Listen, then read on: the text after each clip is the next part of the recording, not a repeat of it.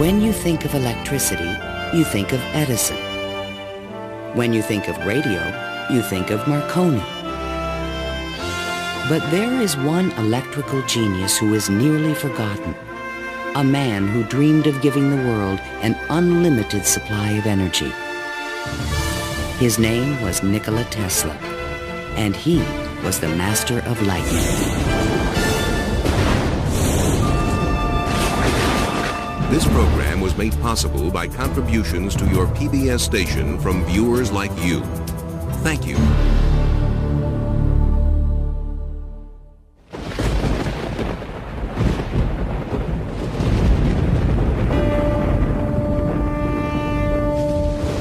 The progressive development of man is vitally dependent on invention. Its ultimate purpose is the complete mastery of mind over the material world, the harnessing of the forces of nature to human needs. Nikola Tesla, 1919.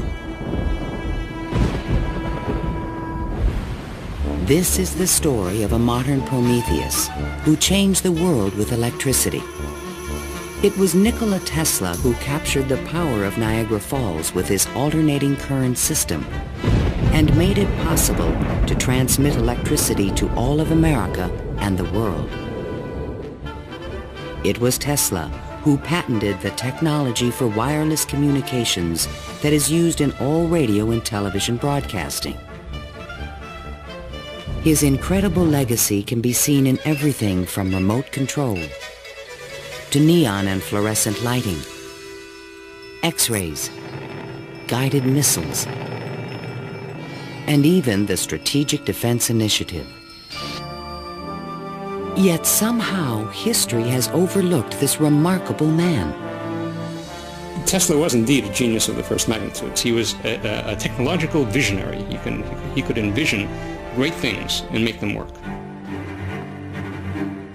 He was a foreigner, an immigrant who arrived in America with only his dreams. A proud and sometimes arrogant man, he worked and locked horns with some of the most powerful people of his day. Thomas Edison, who resented his ideas. Guglielmo Marconi, who capitalized on his inventions. George Westinghouse, who created the Westinghouse Electric Company with Tesla's patents. And the great financier, J. Pierpont Morgan, who supported and then abandoned him. At the height of his career, Tesla was one of the most famous men in the world. His inventions helped America grow into a powerful industrial nation. His ideas created billion-dollar corporations. But Tesla was not a practical man. Always driven toward the next great breakthrough, he failed to protect his commercial interests. In the end, others made fortunes with his inventions, and he wound up penniless and rejected. Money does not mean to me what it does to other men. All my money has been invested in inventions to make man's life a little easier. He was a visionary genius. There aren't many of them. And he was willing to give his life to his visions. We have to evolve means for obtaining energy from stores which are forever inexhaustible. What I intend to show you now, step by step, is how I finally reached my dream.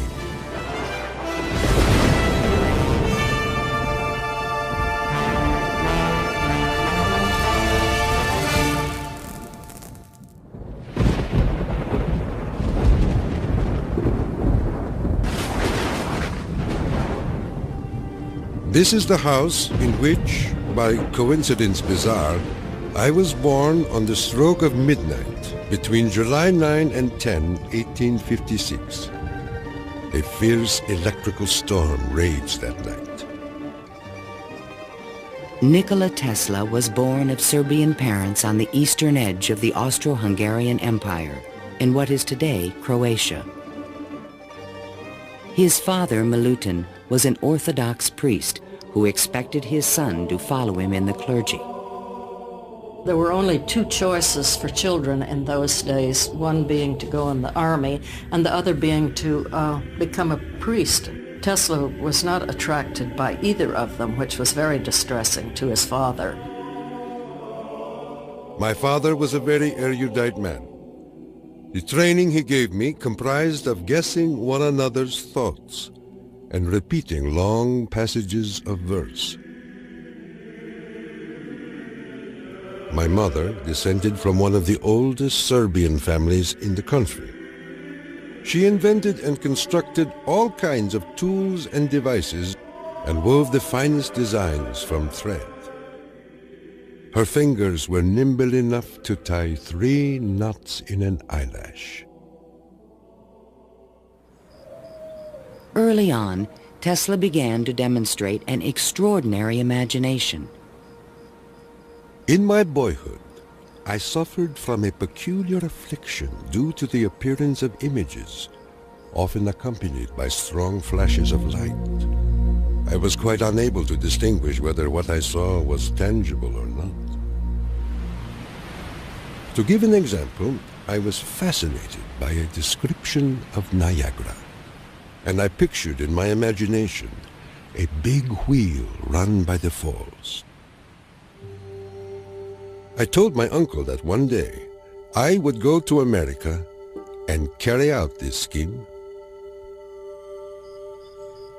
Then, at the age of 17, while preparing for the seminary, Tesla contracted cholera, and the brush with death changed his life forever.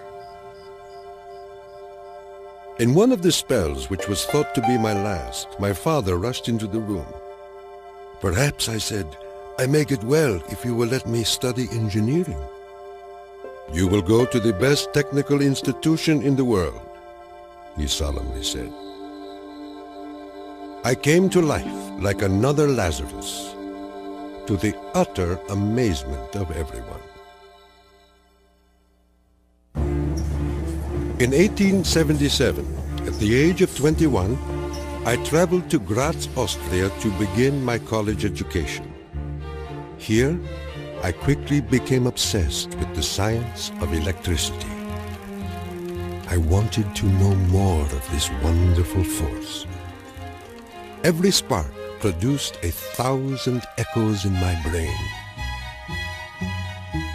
In 1831, in England, Michael Faraday had discovered the principle of electromagnetic induction, which made it possible to generate electricity. Faraday discovered that if you have an electric circuit in a changing magnetic field, it would induce an electric current to run in the wire. So this was the invention of the method of inducing, of creating oscillating or AC electric currents. And it was that invention that Tesla later harnessed into the electrical system that drives our civilization. Early electric motors operated on direct current electricity, but required a system of sparking connections to induce a rotary effect in the machine. I remarked to my professor that the design of generators and motors could be greatly improved by using currents that alternated. He embarrassed me greatly in front of my classmates, saying, "Mr. Tesla will never accomplish this. It is a perpetual motion scheme." Meanwhile, in America, Thomas Alva Edison had begun to experiment with vacuum tubes, producing the first commercial incandescent light bulb in 1878. Edison and Tesla would soon cross paths in a gargantuan technological struggle between direct and alternating current electricity. In 1880, Tesla moved to Budapest, where he found employment with the Central Telegraph Office.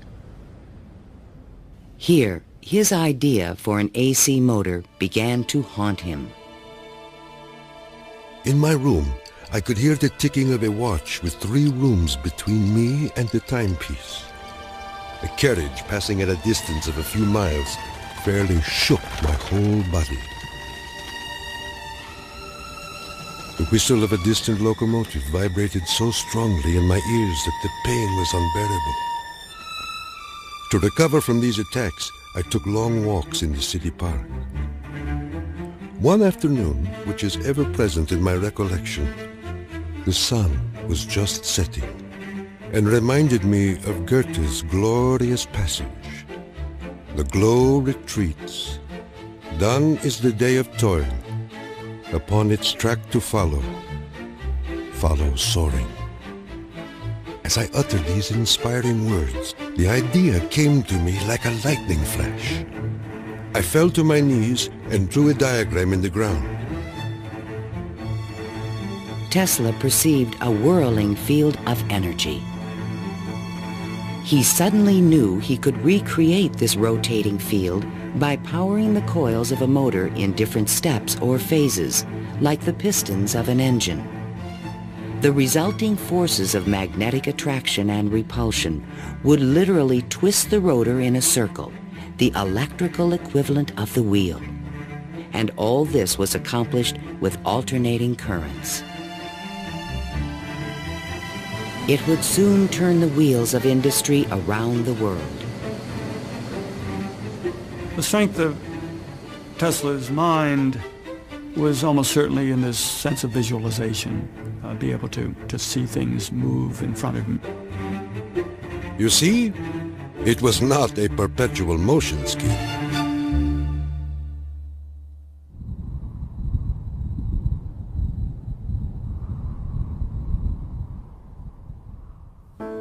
It had been the height of my ambition and my most ardent wish to see America and come in contact with the great Thomas Edison. Accordingly, I undertook the voyage, and after losing my money and tickets and passing through a series of mishaps, including a mutiny in which I almost lost my life, I landed on these blessed shores with 4 cents in my pocket. Tesla arrived in New York on June 6, 1884. A 28-year-old immigrant, he was filled with dreams of success in this strange new land.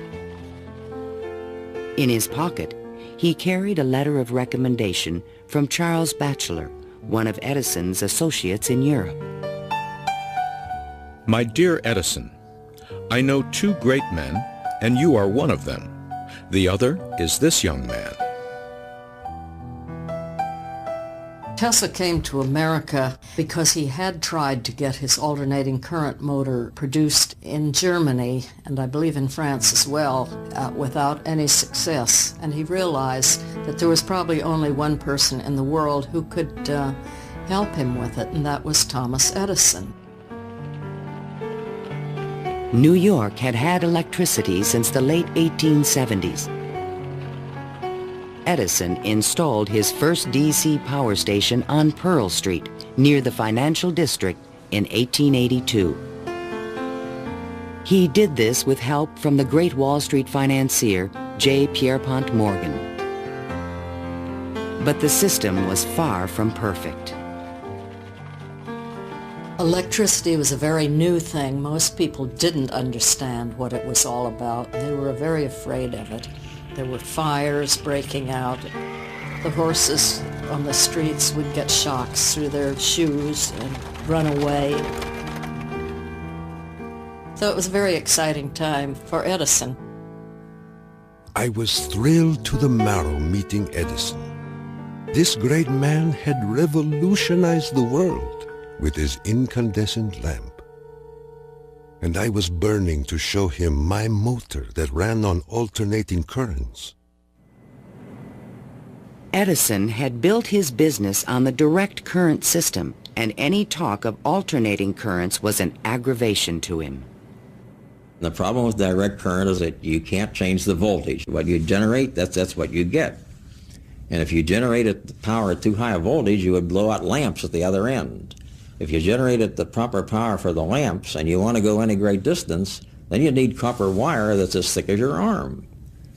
And the Edison people said, well, that's all right. We'll just have a power station every mile or so.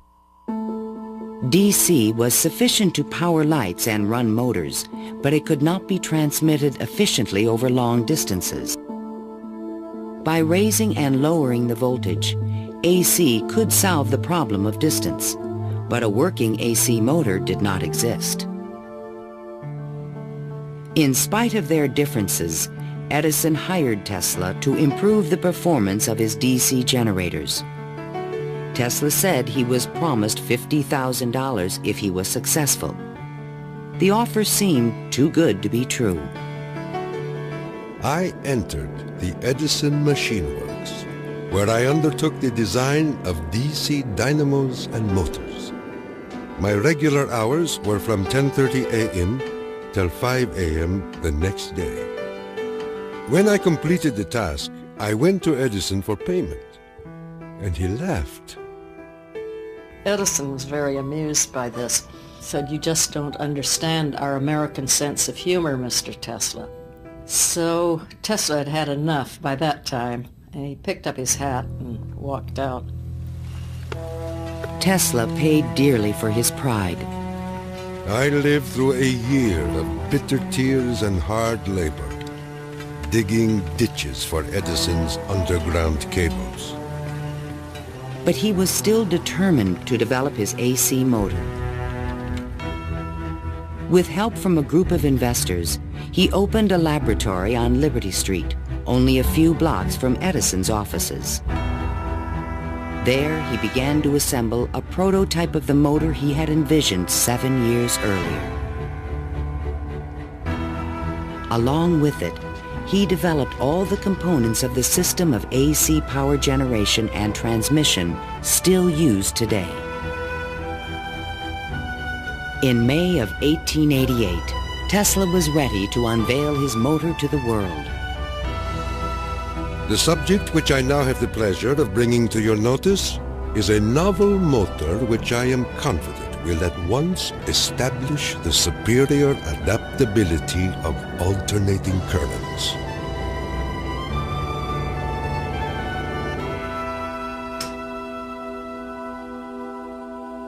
Over the next 5 years, 22 U.S. patents were awarded to Nikola Tesla for AC motors, generators, transformers, and transmission lines, the most valuable patents since the invention of the telephone. One of the few men who understood the great potential of Tesla's inventions was the Pittsburgh industrialist George Westinghouse.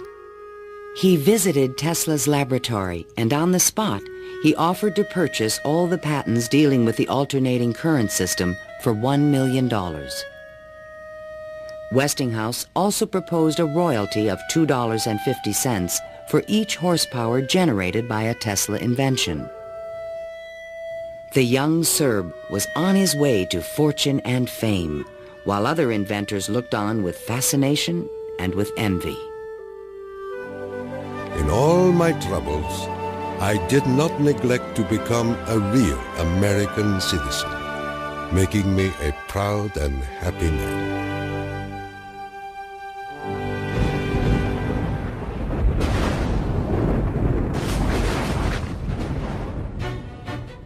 During the late 1880s, Edison began a negative media campaign to discredit the alternating current system of electricity being developed by Westinghouse and Tesla. It became known as the War of the Currents. My personal desire would be to prohibit entirely the use of alternating currents. They are as unnecessary as they are dangerous. Edison employees demonstrated the dangers of alternating current by electrocuting animals in public demonstrations. Just as certain as death, Westinghouse will kill a customer within 6 months after he puts in a system of any size. None of his plans worry me in the least. An Edison associate suggested using alternating current as a means of executing criminals. A test took place at New York's Auburn State Prison in 1890. Several gruesome attempts were required to kill the victim.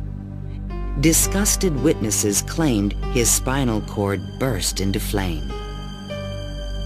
The infliction of the death penalty is not only barbarous and inhuman, but unnecessary as a factor in the scheme of modern civilization. The War of the Currents came to a dramatic head in 1893. The Columbian Exposition in Chicago was to be the first World's Fair lighted by electricity. The Edison Company, the Thomson-Houston Company, they all got together and formed General Electric Company, 1892. And one of the first things they did, of course, was put in a bid for the job at the fair. Their bid was roughly $1 million. The Westinghouse bid was about $500,000, and naturally, Westinghouse got the job. In retaliation, GE refused to sell Westinghouse any of their Edison light bulbs. And they got some judge to say that Westinghouse couldn't use any one-piece lamps of any description at the fair. Westinghouse frantically devised a two-piece stopper lamp by fair time and saved the day. Now Tesla had a chance to make history in Chicago. His large AC generators would supply all of the fair's electricity and prove that his system would work on a large scale. On May 1st, 1893, 100,000 eager spectators filed into the fairgrounds, awed by the gleaming neoclassical architecture. Night fell. President Grover Cleveland pressed a button, and the fairgrounds exploded with brilliant tube lighting and multicolored searchlights. The most incredible display of lighting the world had ever seen.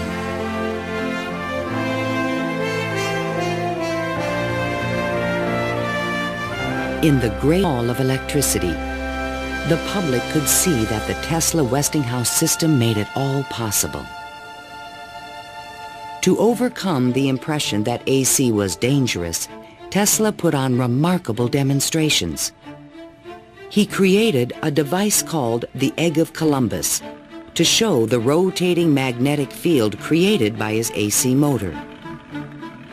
In his room, he had cork-soled shoes on and a tuxedo and white tie and a top hat, and he would put his hand on a terminal which would flash electricity through his body, creating a great shower as his whole body was encompassed in flame, and people were quite impressed by this, to say the least. The Chicago Exposition left an indelible impression on the American imagination. This was the gleaming new city of the future, and it was powered by the inventions of Nikola Tesla.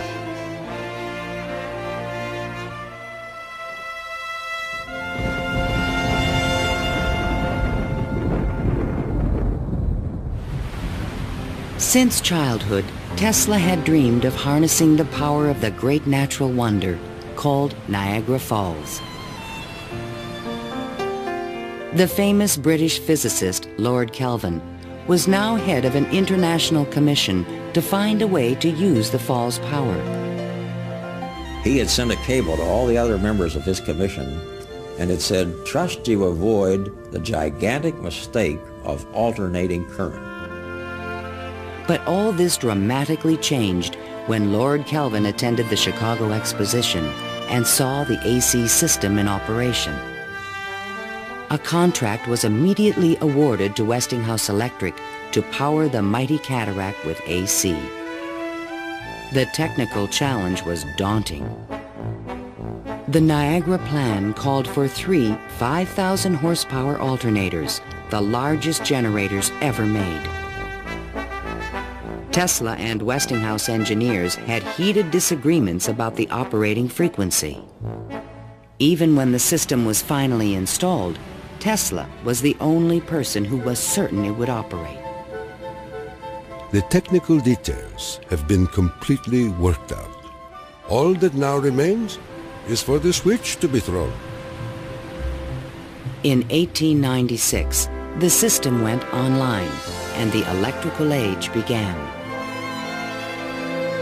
The waters of the upper Niagara turned enormous water turbines connected by shafts to the massive 5,000 horsepower generators. The current from the generators was stepped up with transformers to 22,000 volts and sent out over long-distance lines, then stepped back down to light municipalities and power motors of Tesla's design. The Niagara Falls Gazette proclaimed, "This morning, the streetcars of this city are moving by Falls power. Hereafter, the Falls must work to earn their living." Imagine my surprise when 30 years later I saw my boyhood plan carried out at Niagara and wondered at the unfathomable mystery of the mind.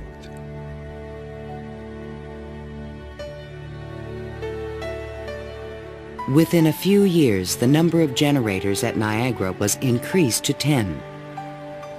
By the turn of the century, the power lines stretched 360 miles to New York City. The War of the Currents was over, and Tesla was the winner. By the time Tesla effectively arrives on the scene with his motor, Edison is out of the business. He's basically written out of his own company. This was something Edison would not soon forget. In spite of the success of AC, Westinghouse had overextended his company's resources, leading to severe financial difficulties. In order to save the company, Tesla said that he tore up his royalty contract for $2.50 per horsepower generated. Today, this agreement would be worth trillions. Had the inventor been tricked again? This is something that we've never found any record of in the Westinghouse annals.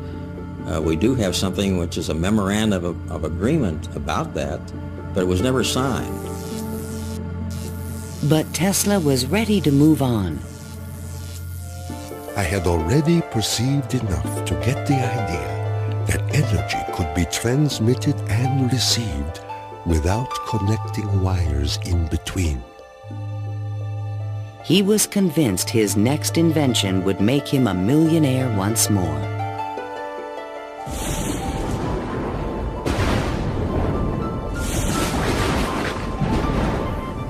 My services with Westinghouse being no longer essential, I resumed experimental work in a laboratory on Grand Street, where I began immediately the design of high-frequency machines. Following the success of Niagara, Tesla was at the height of social acclaim. Everyone wanted to know more of this mysterious foreigner who was transforming the world with his electrical inventions. So far as personal appearance goes, no one can look upon him without feeling his force. His cheekbones are high and prominent, the mark of the Slav. His eyes are blue, deeply set, and they burn like balls of fire.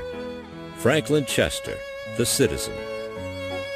Why was he so well known and so popular? It's because the technological advances that he made were so directly related to the relief of the drudgery that people had to endure in their work lives. They could see what he did helped them personally. Every evening, Tesla showed up at Delmonico's, the most expensive restaurant in town, to be shown to his special table. He is fanatical about his dress, usually sporting a fine waistcoat, white leather gloves, and a derby hat on his head. He is meticulous about his health and drinks a glass of whiskey a day, saying it will increase his life expectancy to 150 years of age. Tesla hobnobbed with the leading politicians, millionaires, and celebrities of the era. This was the best way for independent inventors to find support for their projects. His friends were the New York elite, John Jacob Astor, William K. Vanderbilt, and the writer Mark Twain. I have just seen the drawings and description of an electrical machine lately patented by Mr. Tesla, which will revolutionize the whole electric business of the world. One of Tesla's closest friends was Robert Underwood Johnson, editor of the prestigious Century magazine. Johnson's wife was deeply in love with Tesla. My dear Nicky, do leave aside the millionaires and Fifth Avenue for some simple pleasures. From one distinguished only by a great weakness, Katherine Johnson. In fact, the world-famous inventor was also New York's most intriguing bachelor. The fact that he never married, I think, had almost nothing to do with his interest in women. It appeared that he was always very interested and was attractive to women. Many women sought his attention. The beautiful and wealthy socialite Flora Dodge, and even the famous French actress Sarah Bernhardt. But in spite of his charisma, Tesla was only interested in his inventions. He had so many phobias that he couldn't have had close relationships with women. He didn't like most of the jewelry that they wore or the perfume, and he couldn't bear to touch hair. And and in fact, he didn't like to shake hands. And so these are all things that do tend to discourage intimate relationships. The inventor even claimed that he destroyed his sexuality at the age of 40. A certain French actress kept coming to me and made it impossible for me to concentrate. It's a pity, too, for sometimes I feel so lonely.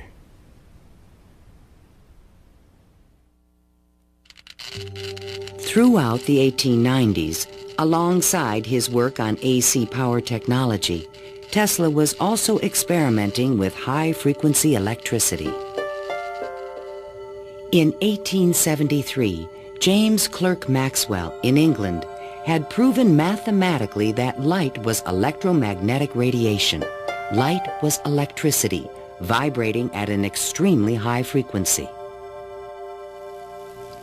To explore this unknown world, Tesla invented a unique device, still known today as a Tesla coil.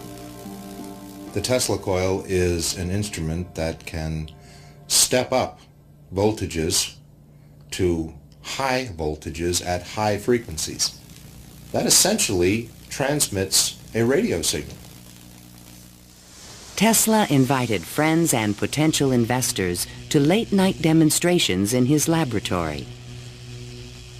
In experiments, he would permit his guests to pass thousands of volts of electricity through their bodies to light a lamp or melt a wire in their hands.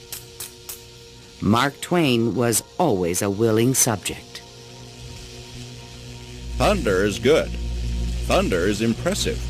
But it is lightning that does the work. Even today, it would be a little bit scary to go into Tesla's laboratory, and in those days when people didn't know anything about electricity, it must have been terrifying. With high frequencies, Tesla developed some of the first neon and fluorescent illumination. He also took the first X-ray photographs. But these discoveries quickly paled one day in 1890 when a vacuum tube illuminated in his hand without any wire connection. To me, it was the first evidence that I was transmitting energy through the air. This was the beginning of Tesla's lifelong obsession, the wireless transmission of energy.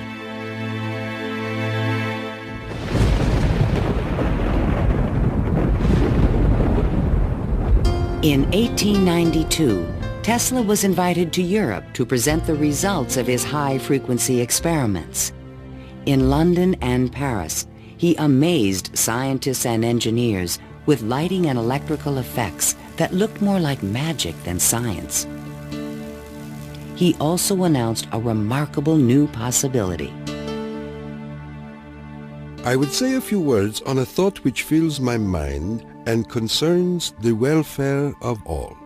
I mean the transmission of intelligence and even power without the use of wires. I am becoming more convinced daily of the practicality of this scheme. The race for radio was about to begin. In 1888, the German physicist Heinrich Hertz had demonstrated that currents of high frequency emit electromagnetic waves, or radio waves, into space. But creating a practical means of wireless communication would require a quantum leap in imagination. Hertz created the first radio transmitter and the first receiver. He had showed that you could create an electrical signal in one place and detect it in another place with nothing in between. While in England, Tesla befriended Sir William Crookes, the discoverer of radiant matter. Crookes was a mystic and believed that human beings could communicate telepathically when they were attuned to high-frequency brainwaves. Tesla was skeptical, but one night in his bed he had a powerful and disturbing vision. I saw a cloud carrying angelic figures, one of whom gradually assumed the features of my mother. In that instant, a certitude, which no words can express, came upon me that my mother had died. And that was true. Tesla was convinced that he and his mother were tuned to the same frequency. His otherworldly experience would soon lead him to another revolutionary invention. On his return to New York in 1893, Tesla banished himself from social life and disappeared into his new laboratory on South Fifth Avenue. Following his uncanny intuition, he soon discovered that Tesla coils would transmit and receive powerful radio signals when they were tuned to resonate at the same frequency. Tuning is the key to all radio and television transmission. In my laboratory, I could take in my hands a coil tuned to my body and collect 3/4 horsepower anywhere in the room without any tangible connection. Sometimes I would produce flames shooting out from my head and run a motor in my hands, or light 6 or 8 lamps. By early 1895, Tesla was ready to transmit a signal 50 miles to West Point, New York. He could now produce 1 million volts with his new conical coil. But that year, on the Ides of March, disaster struck. Fire broke out in the building which housed Tesla's laboratory. Everything was lost. Utterly disheartened and broken in spirit, Nikola Tesla, one of the world's greatest electricians, returned to his room in the Gerlach yesterday morning and took to his bed. He has not arisen since. I was devastated. What could I say? The work of a lifetime lost in a fire that lasted only an hour or so. The timing could not have been worse. In England, a young Italian experimenter named Guglielmo Marconi had been hard at work and created a device for wireless telegraphy. Concerned that Marconi would exploit his ideas, Tesla opened a new laboratory and rushed to complete his own system for wireless communication. This patent, filed by Tesla in September 1897, is the fundamental technology for radio. But it would be 50 years before Tesla got credit for his invention. Various people in various different countries had the idea of exploiting this as a means of communication. But I think Tesla was the one with the real vision, in which you would broadcast signals on a definite carrier frequency, and then you would have a series of antennas that were sensitive to one frequency only, tuned to a certain frequency, and would detect just one of these signals and make an intelligible transmission. And once again, his vision describes the world that we live in.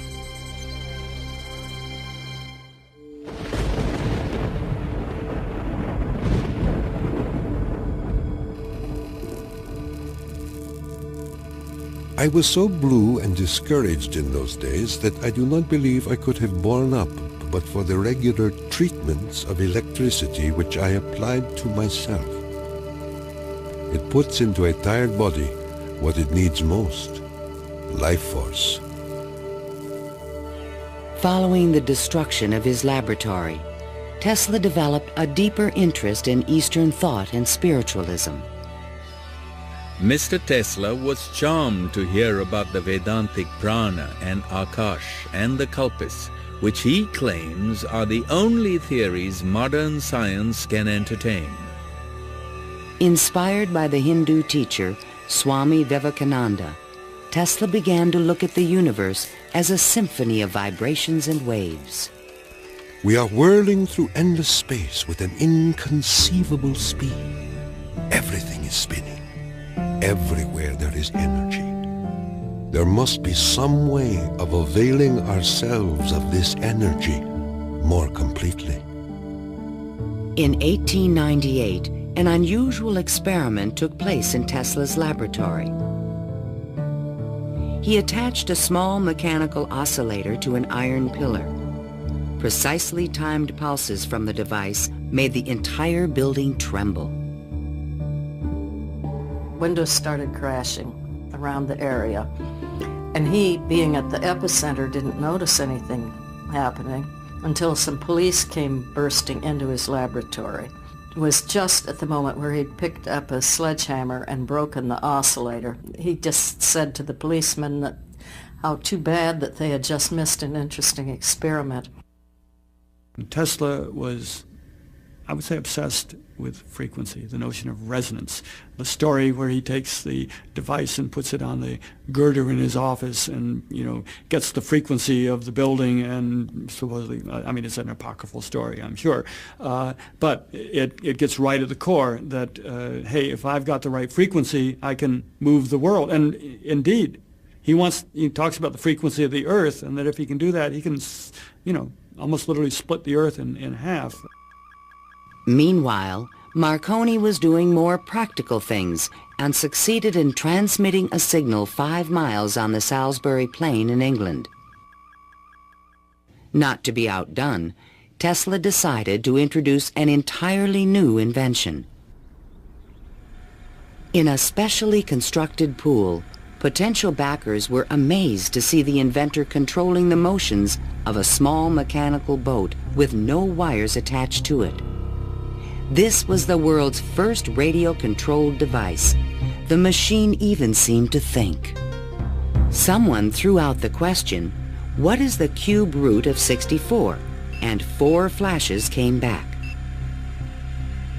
The audience was so surprised, Tesla had to remove the lid to prove no one was inside. Tesla developed his radio-controlled boat in 1898 and patented it and thought it was an armament for war.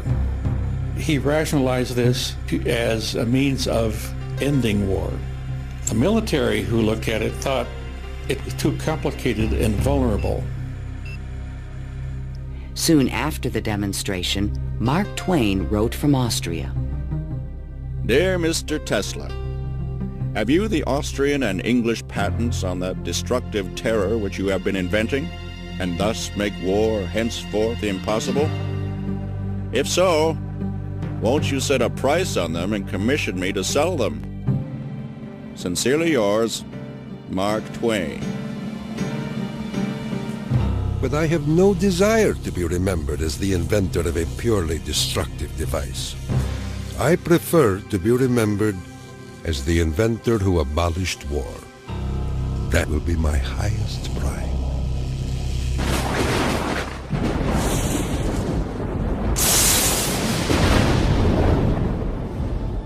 In the summer of 1899, Tesla moved to Colorado Springs, Colorado, to conduct a series of secret experiments. He told curious local reporters that he intended to send a wireless message from Pikes Peak to Paris for the Paris Exposition of 1900. But his plans were even more ambitious. I came to the conclusion that it would be ultimately possible, with very little elevation, to transmit electrical power through the upper atmosphere. Just outside the city, he constructed an experimental station with sliding roof panels. A quote in Italian from Dante's Inferno hung by the entrance of the strange wooden structure. It read, "Abandon hope, all ye who enter here." During the construction phase, Tesla studied lightning. Now, I can understand Tesla's fascination with it, because what happens in lightning is that electricity is being transmitted from one place to another. Electric power, not just electric signals, but real electric power is being transmitted from one place to another. And the way it happens is that the air itself breaks down, it ionizes, it becomes what we call a plasma, and therefore for a moment it's a conductor, and it's actually conducting electricity just the way an electric wire conducts electricity. Inside the station, he began to assemble the largest Tesla coil ever built, which he called the magnifying transmitter. An antenna rose 145 feet above the building, crowned with a copper foil sphere. The entire station was, in effect, a machine to create lightning. Late one evening, Tesla put his transmitter to the test. He signaled to an assistant to close the switch. Huge streamers of electricity shot out of the coil and darted through the room. The sound of the exploding discharges was deafening.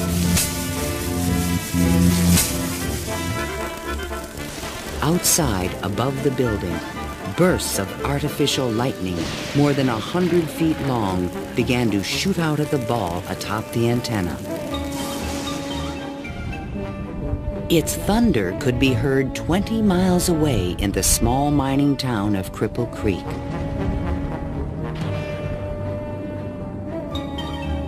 Suddenly, the lightning stopped, and the entire city of Colorado Springs was plunged into darkness. The experiment had set fire to and destroyed the local power company's generator. Residents were furious and began to fear this mysterious stranger. Undaunted, Tesla continued his wireless power experiments for 6 more months. Late one night, an unusual event took place. Tesla noticed a repeating signal being received by his apparatus.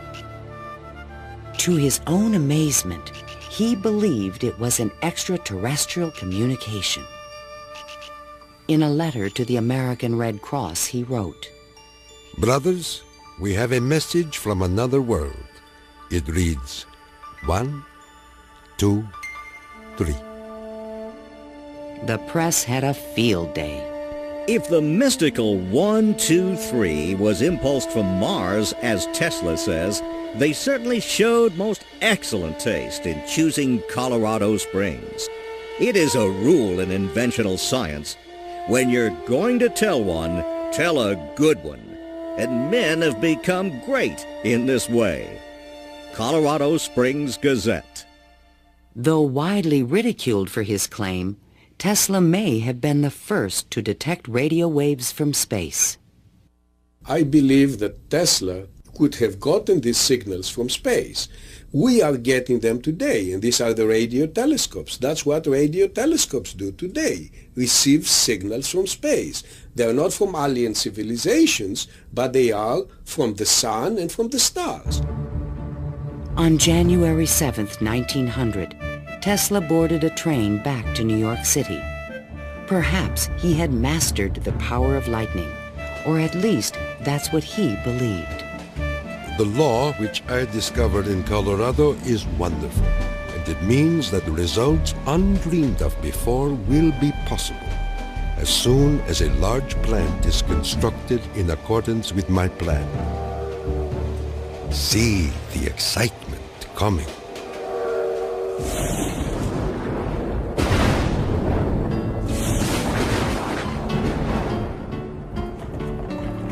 When Tesla arrived home, it was a brand new century. Electricity was fueling the tremendous growth of the city. And now, there was talk in the air about the new art of wireless communication.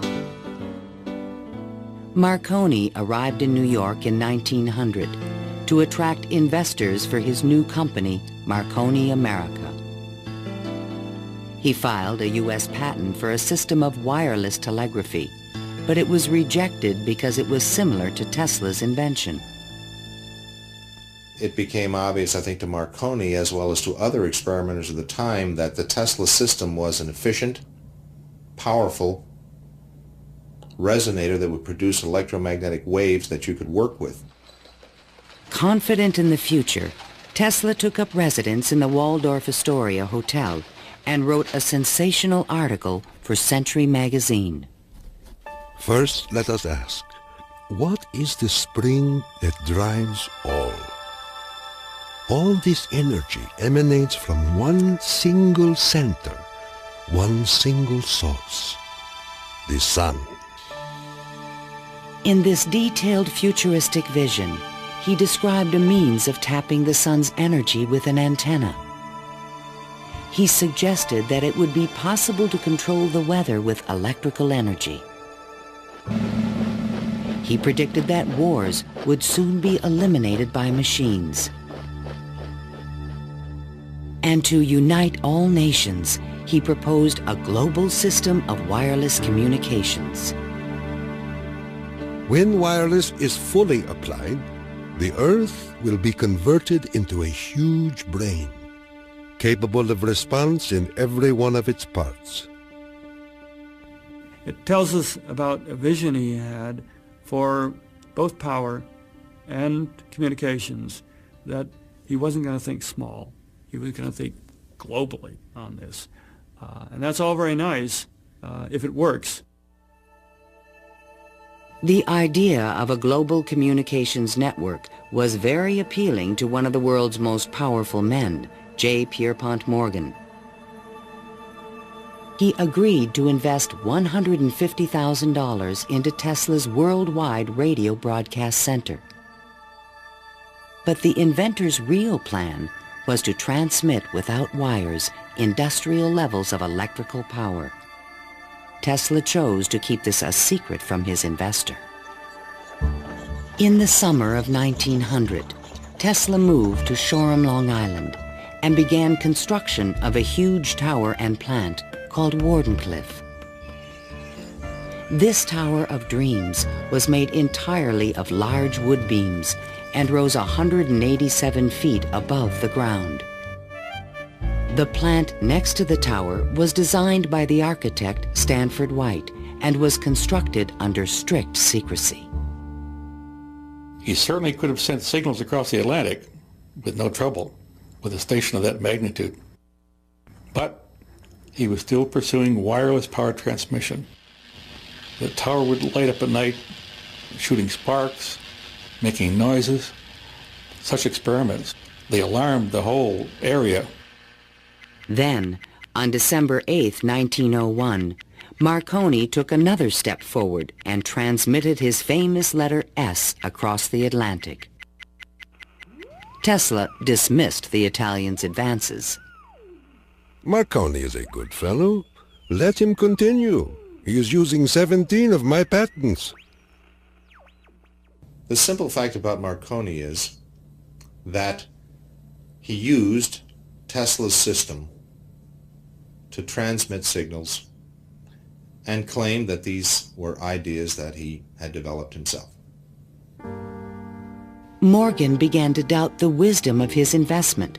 Marconi's system not only worked, it was also inexpensive. And technical problems were beginning to catch up with Tesla. He went back to Morgan again, asked for more money. Morgan says, Where's the radio transmissions across the Atlantic? How's that coming along? Well, it wasn't coming along. Tesla was forced to tell Morgan his real plan.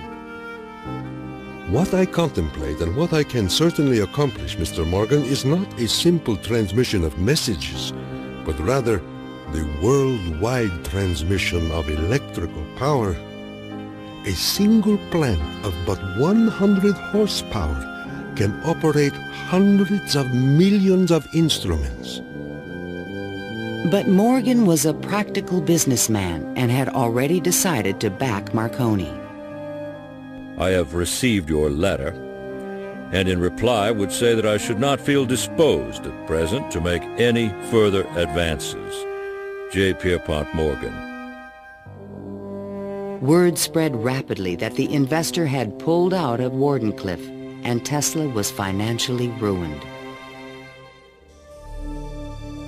Late one night in 1903, the residents of Shoreham were astonished to see bright light emanating from the tower and an effect in the air like the aurora borealis.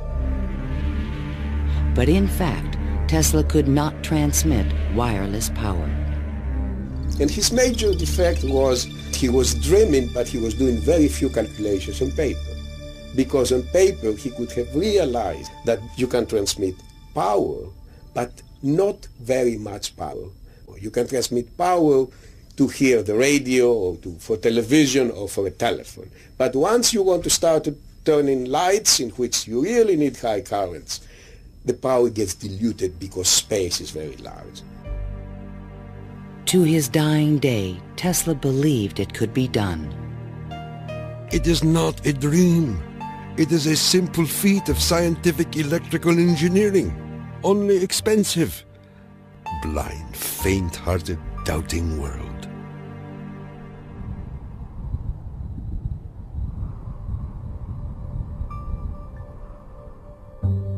Wardenclyffe marked a turning point in Tesla's career.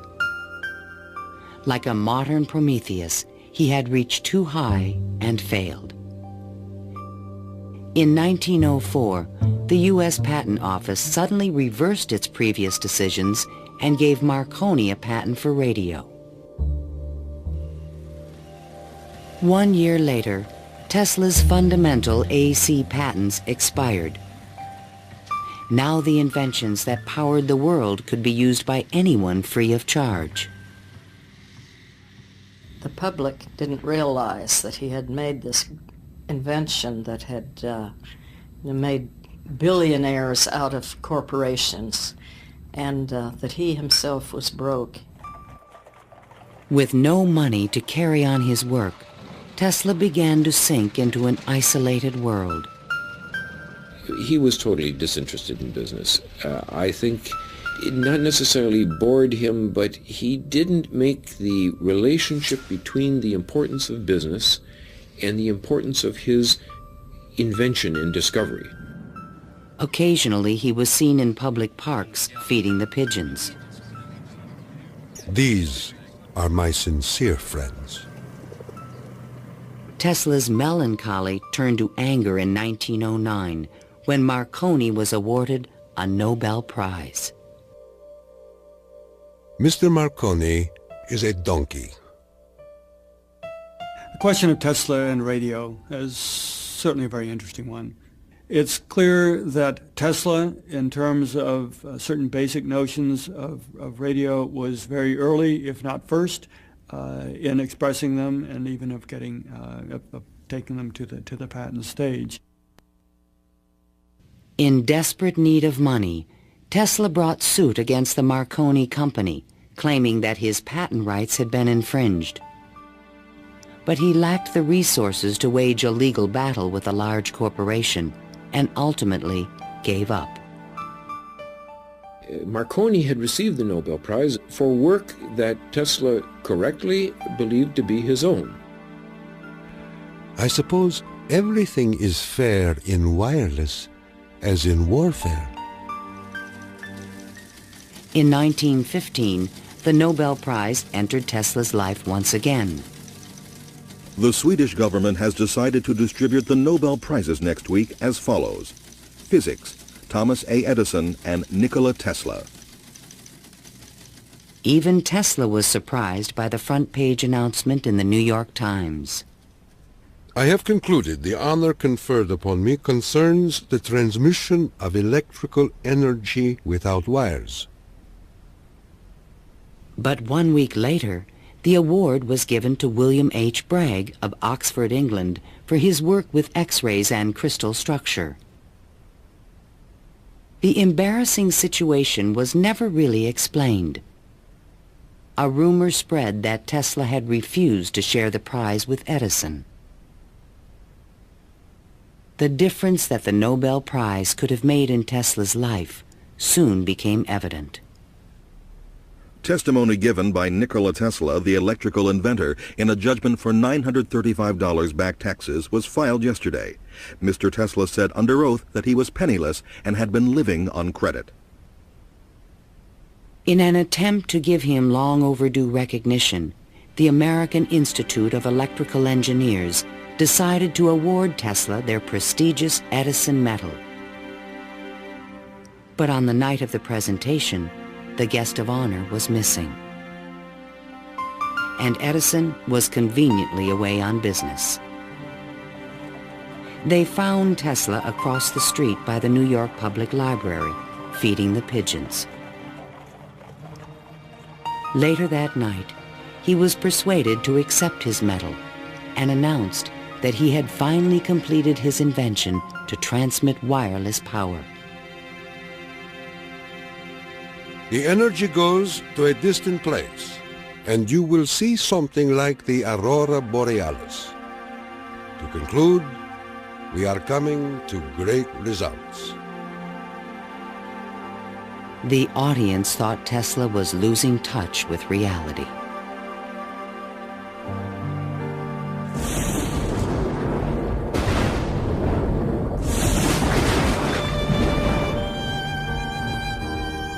I refuse to accord to some small-minded and jealous individuals the satisfaction of having thwarted my efforts.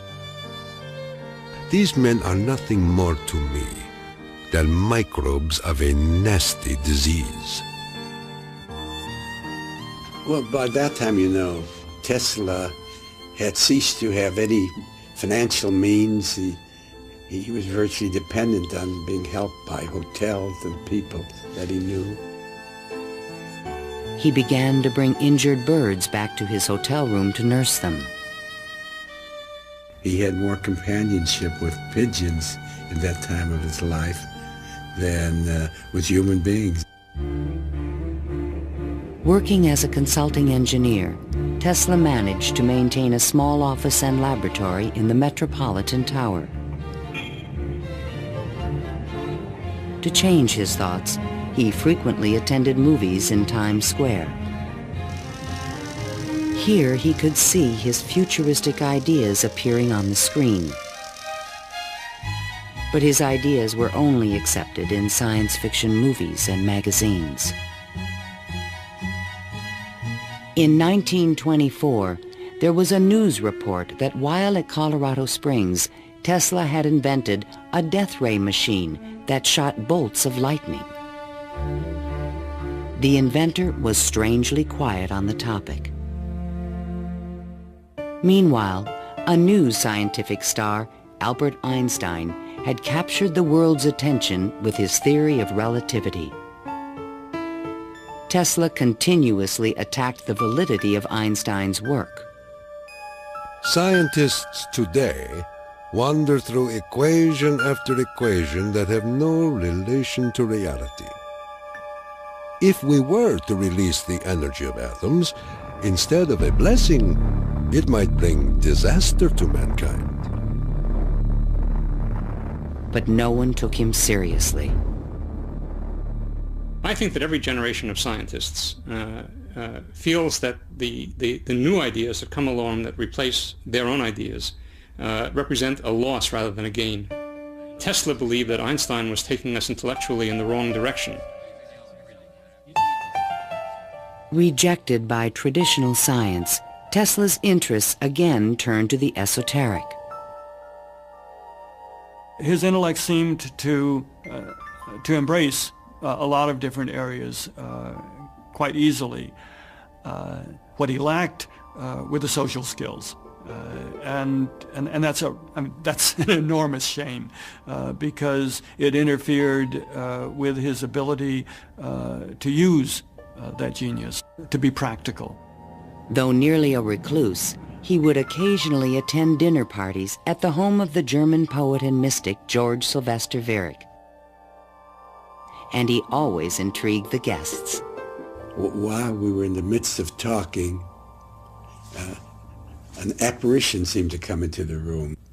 He walked so softly, and he struck us as almost an unearthly creature. And he talked of all sorts of, seemed to me at that time, unreal things, more in the nature of the psychic rather than the scientific. Tesla wrote a strange poem called Fragments of Olympian Gossip and dedicated it to Viereck. While listening on my cosmic phone, I caught words from Olympus blown. The latest tells of a cosmic gun. To be pelted is very poor fun.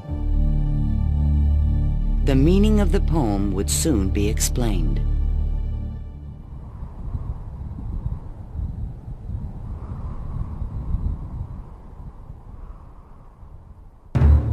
I inherited from my father an ineradicable hatred of war. But war can be stopped, not by making the strong weak, but by making every nation, weak or strong, able to defend itself. Thomas Edison, America's best-known inventor, died in 1931. That same year, Tesla came back to life. His friends threw him a 75th birthday celebration. Time magazine put his picture on the cover. Letters of admiration poured in from scientists around the world, including a generous Albert Einstein. I congratulate you for your great success on your lifetime task. Basking in the attention, Tesla announced at a press conference that he had discovered a completely new source of power. The idea, when it first burst upon me, was a tremendous shock. And let me say that it has nothing to do with releasing so-called atomic energy. I think that a lot of the proposals that he made in his later life were so esoteric as to be impractical in that time and even in the current time. When the Nazis rose to power in Germany, Tesla decided that the time was right to reveal his new source of power, a man-made form of lightning called teleforce that could shoot an airplane from the sky. Nikola Tesla, electrical wizard and radio pioneer, announced that he was working on a machine to create a powerful electrical death beam which could wipe out armies in a flash and destroy huge fleets of ships or planes. The concept of using lightning bolts as a weapon certainly is millennia old. It goes back at least to the ancient Greeks. Think of Zeus throwing lightning bolts. The main contribution that Tesla had was to come up with a true scientific, rational, at least concept of coming up with controlling these lightning bolts and projecting them over long distances. Tesla had experimented with this idea while at Colorado Springs. Now he intended to build it on a large scale. His plan was to charge small particles of tungsten or mercury, then accelerate them with lightning force through a special gun with one end open to the atmosphere. Tesla's death beam stirred the public's imagination when it was featured in a Superman cartoon, the Electro-Euthanasia Ray. but the idea was more than science fiction. Tesla tried to sell this concept to various governments, England, the Soviet Union, and the United States, all Allied powers, and against Germany. He offered his system to England for $30 million, and they entered negotiations. When Tesla demanded payment before sending the final plans, the deal fell through. The British attempted to build their own death beam, but the project was soon abandoned. As the Nazis surrounded Yugoslavia, Tesla attempted to sell a beam weapon system to his former country. There should be needed 9 stations, 4 for Serbia, 3 for Croatia, and 2 for Slovenia, and it will protect our dearest homeland. At this point, even Tesla's countrymen thought he was just a crazy old man. One day in 1937, Tesla started out from his hotel room to feed his pigeons. Suddenly, a few blocks from the hotel, he was hit by a taxi and thrown to the ground. 3 of his ribs were broken. He was 81 years old. Remembering what he did for their company, Westinghouse executives agreed to pay his room and board for the rest of his life. The inventor also received a small stipend from the Yugoslav government. During the Christmas season of 1942, Tesla's death was imminent. Again, he attempted to interest the United States in his beam weapon concept. At the recommendation of 2 government engineers, a meeting of high-level officials was scheduled at the White House for January 8, 1943, to consider his plans. But the meeting never took place. Nikola Tesla, inventor of the Tesla coil, the induction motor, and hundreds of other electrical devices, died last night in his suite at the Hotel New Yorker. On last Thursday night, here in our city of New York, a man who was 87 years of age died in his humble hotel room. On January 10, 1943, Mayor Fiorello LaGuardia of New York paid tribute to Tesla on the radio. He died in poverty, but he was one of the most useful and successful men who ever lived. Were we to eliminate from our industrial world the result of Tesla's work, the wheels of industry would cease to turn, and our electric trains and cars would stop. Our towns would be dark, our mills and factories dead and idle. But Tesla is not dead. The important part of Tesla lives in his achievement, which is great, an integral part of our civilization, of our daily lives, of our current war effort. Ironically, only 5 months after Tesla's death, the United States Supreme Court declared elements of the Marconi patent invalid. The decision confirmed Nikola Tesla's patent priority for the fundamental technology of radio.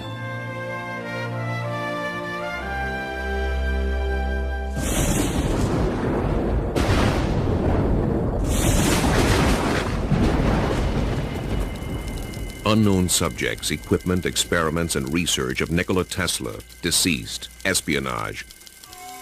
Following Tesla's death, fears rapidly increased that he might have invented a powerful new weapon. FBI Special Agent in Charge, P.E. Foxworth, was called in to investigate. He had been informed that Tesla's papers were not secure. Tesla is reported to have completed and perfected his experiments in the radio transmission of electrical power, commonly referred to as the death ray. A distant relative of Tesla, named Sava Kasanovich, is taking steps to get possession of these important documents and plans. Tesla's nephew, Kosanovich, was an up-and-coming Yugoslav diplomat with suspected connections with the communists. He insisted that his uncle's effects be returned to Yugoslavia. Kosanovich had asked the locksmith to come and open the safe, thinking there might be a testament, a will, in the safe. A will was never located. And there was a lot of talk then about secret weapons and negotiations with the USSR. There was all kind of talk, you know. Shortly before his death, Tesla showed a delivery boy a box in his room that he said contained a powerful weapon. A number of people called me and asked me, did I see in the hotel room a certain kind of a box, you know? They were looking for some secret contraption that Tesla had invented. I never saw anything like that. The U.S. Office of Alien Property immediately seized all of Tesla's possessions until their ownership could be established. There's every evidence that they did look through all his papers, because the papers were not in order and certain things were missing. All his technical papers on beam weapons were secretly microfilmed by U.S. military agents. On August 6, 1945, the first atomic bomb was exploded on Hiroshima, Japan. Soon after, the bomb would be in the Soviets' hands. During this period, copies of Tesla's papers on the beam weapon were shipped to Wright Field in Dayton, Ohio. There, a top-secret research program began called Project Nick to find a defense against nuclear missile attack. Copies of some of his papers were sent to Wright-Patterson in 1945, not to my facility, not even the predecessor of my facility, but to another part of the base for analysis. And then they vanished. Nobody seems to know what happened to them. In 1952, Sava Kasanovich obtained permission from U.S. authorities to return Tesla's estate, still stored in New York, to the inventor's homeland. I personally believe that the U.S. government may have overlooked some things of value in the Tesla papers before they were released to the Yugoslav government. A Tesla museum was opened in Belgrade by Yugoslavia's president, Marshal Tito. But during the Cold War, the museum was off limits to Western scientists and scholars. Then, in 1960, Soviet Premier Khrushchev announced that the USSR had developed a powerful new weapon. There was concern in the U.S. that the Russians may have access to Tesla's missing papers on beam weapons in Belgrade and elsewhere. It's possible that these papers on the particle beam weapon were obtained by the Soviet Union, but it wasn't the only copy. In other words, I think that the United States has always had Tesla's papers on particle beam weaponry. An American beam weapon program began at Lawrence Livermore Laboratories, but engineers could not produce an effective directed energy weapon. I've always been a sort of a fan of Nikola Tesla, an admirer, and definitely he had the concept of a charged particle beam weapon back in the 1930s. I haven't a clue, to be quite honest, how he meant to actually do it. In 1978, evidence suggested that the Soviets were attempting to build a huge beam weapon near Semipalatinsk in the Ukraine. Soon after, President Ronald Reagan announced the Strategic Defense Initiative in March 1983. I call upon the scientific community in our country, those who gave us nuclear weapons, to turn their great talents now to the cause of mankind and world peace, to give us the means of rendering these nuclear weapons impotent and obsolete. Tesla's concept for a beam weapon defense shield was finally taken seriously by the United States to combat the destructive threat of atomic weapons. In spite of circumstantial evidence, there is no direct proof that Tesla's ideas or plans were used in the Strategic Defense Initiative. And even today, after decades of investment and research, scientists still disagree on whether beam weapons are realistic. Basically, let me just make a short statement. That's all I'm really at liberty to say, is that a considerable amount of effort has taken place in the United States and in a number of other countries trying to get these things up to a real weaponizable status. Let me stop at that point. No U.S. government archive has any record of Tesla's technical papers, which were copied immediately after his death. And what has become of Tesla's great dream to transmit electrical power without wires? This is the Navy and Air Force High Frequency Active Auroral Research Program, or HAARP, in Gakona, Alaska. The large antenna array is designed to beam high-energy microwaves into the ionosphere. Tesla was his genius because way before anybody knew or even understood the physics of the Earth and what we call today the ionosphere, which is a layer of ionized particles about 80 kilometers above the Earth, he conceived it and he tried to use it to produce a variety of new concepts. The HAARP project evolved from a patent filed in 1987 in which Tesla's work is referenced. It proposed using the ionosphere like an enormous electrical circuit to transmit power around the planet. It even described a means of changing the weather by superheating portions of the upper atmosphere with microwave energy. Tesla proposed that it might be possible to modify the weather by using radio waves. I believe that this is impossible. Ionospheric modification is still in its early experimental stages, but microwave technology has already made it possible to transmit wireless power with the use of satellites. We go to Alaska, and in Alaska there is natural gas. In order to send it somewhere, you have to create a pipeline. That's very expensive.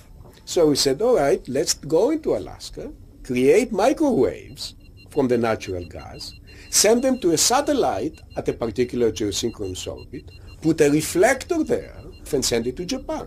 And in Japan now, you get the antenna, which transforms these microwaves into 60 hertz, and you get electricity. So you make essentially Tesla's dream. The scientific man does not aim at an immediate result. He does not expect that his advanced ideas will be readily taken up. His work is like that of the planter for the future. His duty is to lay the foundation for those who are to come and point the way. He was special. I mean, he was unique. He was unusual in all sorts of ways. And if we are to understand our own creativity, our own ability to invent, there's an awful lot to be learned by studying the way in which he created. The day when we shall know exactly what electricity is will chronicle an event probably greater, more important than any other recorded in the history of the human race. Then it will be a mere question of time when men will succeed in attaching their machinery to the very wheel work of nature. See the excitement coming.